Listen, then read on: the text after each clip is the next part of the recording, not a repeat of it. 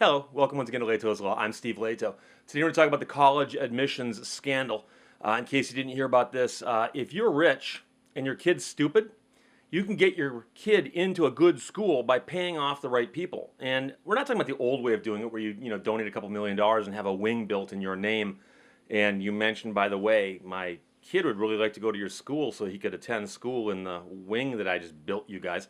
I'm talking about the fact that there are people out there who you could bribe, and they would either help your kid cheat on a test, or they would just see to it that your kid got admitted to a school, and they could actually play games with the admissions process. And so yesterday it broke in the news because a bunch of people were criminally charged. And the reason I laugh is because it's good that things like this come to light. As you can imagine, there are people out there like me who actually went to college, worked really hard, and I got into college by taking some of those exams that you take before you go to college. So I graduated high school. I took the SAT. I actually took it myself, didn't cheat, didn't pay anyone to take it for me, and then used those scores to get into college. I then graduated college, and then I took the LSAT, didn't cheat, and then used that in my college grades to get into law school, where I actually attended classes. And then when I got out, I took the bar exam myself, didn't cheat, and when I passed it, I became an attorney. So I'm personally offended when I hear that there are people out there who just said, "Oh, my kid's too stupid to get into that school or didn't put in the hard work in school, so I'm just going to pay a bunch of money to somebody, and my less than bright kid's going to get into school." There's several reasons that this is wrong, not the least of which is that numbskull that you just paid to get into school is displacing a student that actually belongs there. There are a limited number of people who can attend these schools. And by definition, when you let in one because you bribed somebody, somebody else out there who actually was qualified couldn't go. Okay? And I'm assuming most people understand this. So I hope nobody minds that I'm making a big deal out of this, because this is a big deal. And people should go to jail. So let's talk about it. I punched some stuff into the internet this morning to get the best comprehensive wrap up. This story is still unfolding. But I got this story off of CNN, but I saw it in the New York Times, Washington Post. I saw it all over the place. And so on CNN, the headline is: a winemaker, a test proctor, and a CEO. These are the people involved in the alleged scam. Dozens of parents, including famous actresses, college coaches, and a winemaker, were charged in an alleged conspiracy to get students into top colleges, according to a federal criminal complaint. And so here's how this breaks down. Federal prosecutors say a Newport Beach, California business owner conspired with others to have students fraudulently accepted with bogus test scores and as purported sports recruits. William Rick Singer of Newport Beach, California, owns and operates Edge College and Career Network, LLC, a for-profit, you bet it is, college counseling and preparation business. Singer is 58, and he's also served as a CEO of Key Worldwide Foundation, a nonprofit he established as a purported charity. Singer pleaded guilty Tuesday in a Boston federal courtroom to racketeering conspiracy, money laundering, tax conspiracy, and obstruction of justice. The businessman is one of the cooperating witnesses mentioned throughout the complaint, according to a law enforcement source. Singer told the judge, "I created a side door that would guarantee families would get in. I was bribing coaches for a spot, and that occurred very frequently." So this is going to get uglier as more and more of this comes out. But for instance, actress Felicity Huffman and her spouse made a purported charitable contribution of $15,000 to the Key Worldwide Foundation to participate in the college entrance exam cheating scheme on behalf of her oldest daughter, the complaint said. She later made arrangements to pursue the scheme a second time for her younger daughter before deciding not to do so. The Academy Award nominee has been charged with felony conspiracy to commit mail fraud and honest services mail fraud, according to court paperwork filed Monday in federal court in Massachusetts. She was arrested at her home. And if you want to see some fun perp walks, log on to the internet this morning and look at the photographs, and you'll see people like William H. Macy, going into the courthouse. Now, William H. Macy was not charged, but I believe his spouse was. And I'm not up on Hollywood marriages. Most of them aren't real anyways. But I forgot who he's married to, allegedly. But Actress Lori Loughlin, star of Full House and Fuller House, and her husband, fashion designer Massimo Giannulli, have been charged with conspiracy to commit mail fraud and honest services mail fraud. Giannulli allegedly agreed to pay bribes totaling $500,000 in exchange for having their two daughters designated as recruits to the USC crew team, despite the fact that neither of them actually had crewed before. Now, I'm not sure how good USC's crew team is, but I can't imagine that they're so bad that they recruit people who've never done it before. That would thereby facilitate their admission to USC, the complaint said. The complaint includes alleged emails between a cooperating witness and Giannulli in which the two discussed a game plan for his older daughter whose academic qualifications were at or below the low end of USC's admission standards. Loughlin wrote at least one email discussing their younger daughter and her admission to school. The two were allegedly recorded on calls with a cooperating witness discussing an IRS audit being done on the business involved in the alleged scam, and that if ever asked, Loughlin would say they made a donation to the foundation. End of story. So they're discussing what they're going to tell investigators. Not normally a good thing to be doing. Giannulli has been arrested, according to the FBI. Loughlin was on a flight to Los Angeles where she's expected to surrender yesterday morning, according to a law enforcement source. CNN has contacted Iconic's brand group, which owns Massimo's namesake fashion company. CNN is also trying to get a comment from the actress's representative. Now, also, San Francisco resident Augustin Junius Jr., who owns vineyards in Napa, California, and elsewhere, conspired to bribe senior athletic director Donna Heinel and Jovan Vavic, the USC water polo coach, to facilitate his daughter's admission to USC as a purported water polo recruit, according to the complaint. Junius has been charged with conspiracy to commit mail fraud and honest services mail fraud. Heinel and Vavic are accused of conspiracy to commit racketeering. CNN has reached out to all three defendants. USC said it has fired Heinel and Vavic. Turns out you can lose your job over this if you get caught. Other parents in the alleged scam included the CEO of a Los Angeles-based boutique marketing firm who agreed to make a purported charitable donation of $50,000 to Key Worldwide in exchange for having a cooperating witness take the ACT on behalf of her son at a Houston test center. See, if your kid takes the ACT or the SAT and bombs it, you just pay a bunch of money to someone else and they take it. And you get a better score that way. What's wrong with that? And by the way, you as a parent are setting a great example for your kid. Tell your kid as early as possible, cheat, lie, do whatever you got to do to get ahead.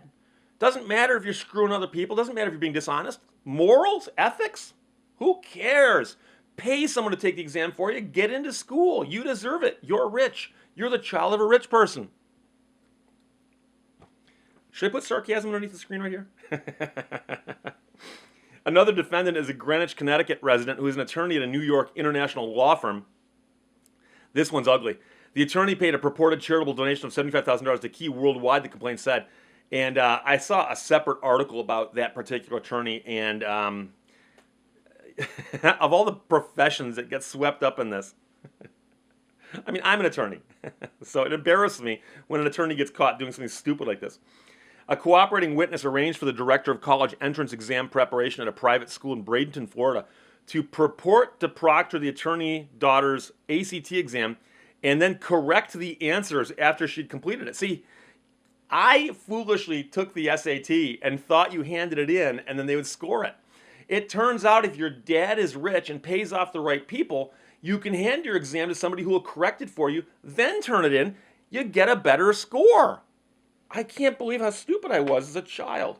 Other parents include the founder and chairman of a packing company for the food and beverage industry who lives in Aspen, Colorado and New York. He and his wife are charged with conspiracy to commit mail fraud and honest services mail fraud. Meanwhile, coaches at Yale, Stanford, USC, Wake Forest, and Georgetown are among those implicated in the alleged conspiracy. CNN has reached out to all schools and is waiting for responses. According to the complaint, another parent conspired to bribe Heinel, the USC Senior Associate Athletic Director, to designate his daughter as a recruit to the USC basketball team in order to get her into the university. Laura Janke, a former USC assistant women's soccer coach, sent to a cooperating witness a draft of the fake basketball profile for that defendant's daughter, the complaint said. Janke is accused of conspiracy to commit racketeering. She could not be reached on Tuesday. So, here's a big problem.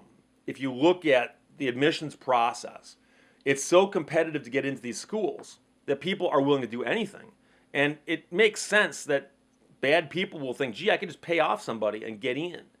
But you'd think the schools would be watching for that, and you think that it'd be pretty painfully obvious that, by the way, if you take a bribe to help someone get in the school, you just get fired and blackballed in the industry. So this is scary about how big this apparently was before it got broken up. Heinel allegedly submitted the defendant's daughter to a USC subcommittee for athletic admissions in October 2017, and the committee granted approval to admit the student as a basketball recruit. The student entered USC in fall of 2018 but did not join the basketball team. Shouldn't that have been a warning flag to somebody? You know, we bring this person in and we waive all the strenuous admissions things so that this person can get in to play basketball, and then they don't bother playing basketball. I don't know. It seems to be some kind of correlation here. University of Southern California said of the alleged scheme, we are aware of the ongoing wide-ranging criminal investigation involving universities nationwide, including USC. USC has not been accused of any wrongdoing and will continue to cooperate fully with the government's investigation. We understand that the government believes that illegal activity was carried out by individuals who went to great lengths to conceal their actions from the university, and USC is conducting an internal investigation and will take employment actions as appropriate, the statement said. Meanwhile, the former head coach of Yale University's women's soccer team conspired with Singer to accept bribes in exchange for designating Yale applicants as recruits to the team, according to a court filing. This just goes on and on and on and on, and it's just bizarre. But, you know, the weird part is it's not uncommon you hear about one bad actor, a couple bad actors in some kind of scheme. But here, with all the people involved, the fact that it got along this far before getting busted up. So that article I just read you from CNN. New York Magazine has a list of the 50 people who were laid out in the 204-page indictment on Tuesday. And this has been a feeding frenzy for the magazines, as you might expect. So, for instance, and I don't recognize many of these, but Gregory Abbott and Marcia Abbott, the founder and chairman of a packaging company of the food and beverage industry, and the former chairman and CEO of a private label clothing manufacturer. So that's A for Abbott. These are in alphabetical order. Jane Buckingham, CEO of the boutique marketing company Trendera and author of The Modern Girl's Guide to Life, an advice book for the busy modern woman. I haven't read the book, but I expect on page 1 it says, if your child is stupid and can't get into a good school, let me explain to you how to get them in. Gordon Kaplan, the co-chair of mega law firm Wilkie, Farr, and Gallagher, and the American Lawyers 2018 Dealmaker of the Year. So that's the attorney I mentioned earlier. He's named in the indictment. And of course, all of these people named are, of course, innocent at the moment of the indictment. It's only if they're proven guilty beyond a reasonable doubt that they become guilty, or if they plead to something. Joey Chen, a California resident who operates a provider of warehousing and related services for the shipping industry. Gregory Colburn and Amy Colburn. Gregory is a doctor in Palo Alto. Let's see here. Douglas Hodge, former CEO of Pacific Investment Management. Bloomberg got him on the phone to talk to him about the scandal. He said, I can't talk right now. It's understandable. I'm busy right now too. Felicity Huffman, an actress who most notably starred in Desperate Housewives. Never watched it, but I've heard the name. Augustin Hunius, I mentioned earlier. I might be mispronouncing his name, and I apologize, but it's got a lot of vowels in it. Bruce Isaacson and Davina Isaacson. Bruce is president of real estate firm WP Investments. Elizabeth Kimmel, a Las Vegas and La Jolla resident and owner and president of a media company. Marjorie Clapper, a resident of Menlo Park, California, and the co-owner of a jewelry business. Lori Loughlin and Massimo Giannulli, I mentioned earlier. Loughlin is an actress best known for her role on Full House. Toby McFarlane, a former senior executive at a title insurance company. Marcia Palatella, CEO of Preservation Distillery in Kentucky. Devin Sloan, the founder of Aquatecture, a water-focused investment firm in Los Angeles. Only in Los Angeles could you have an investment firm that focuses on investing in water.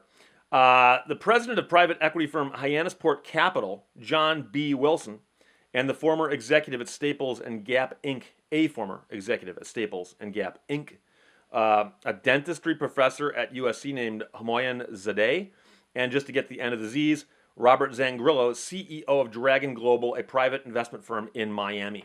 So, these are all still allegations. They're going to play themselves out in court. But I personally believe that anyone who's convicted of this, they need to spank them hard, and I'm talking figuratively speaking. The punishments should be severe. We cannot have it in this country where people get the perception, oh, rich people can get away with stuff, but other people have got to play by the rules. Number two, I would suggest that any student who got in through this kind of bribery should actually have their college scores deleted and their diplomas removed from them. It's kind of like later on when the NCAA discovers a team was cheating. They'll actually go back and just forfeit the entire season. And it seems to me that if you cheated to get into school and didn't belong there in the first place, why should you get to keep the diploma? You didn't belong there in the first place. You got it through fraud, okay? You might say, Steve, that's harsh. Well, you know something? A lot of things in life are harsh. Someone buys a stolen car. They didn't know it was stolen. Cops come by and go, hey, this car's stolen. It belongs to somebody else. They give the car back to the rightful owner. Doesn't matter. And you can't say, well, this seems harsh to me. Well, but you have to look at the big picture here.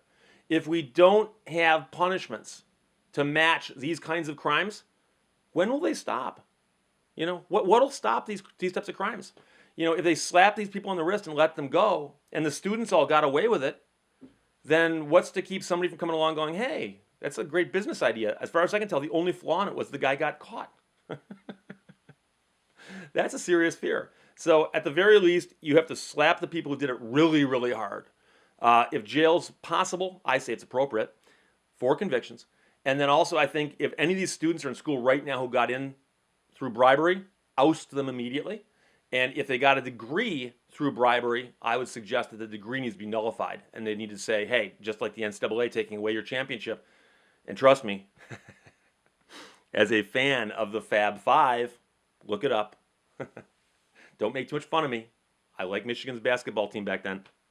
But as a fan of the Fab Five, I understand what it's like to say, hey, unfortunately, you broke the rules, playing by the rules. This is what happens to you when you get caught. So that's the problem with the admissions scandals going on right now. It's going to unfold over the days ahead of us. And as it does, I will update you. Questions or comments, as always, fire my way. Talk to you later. Bye-bye.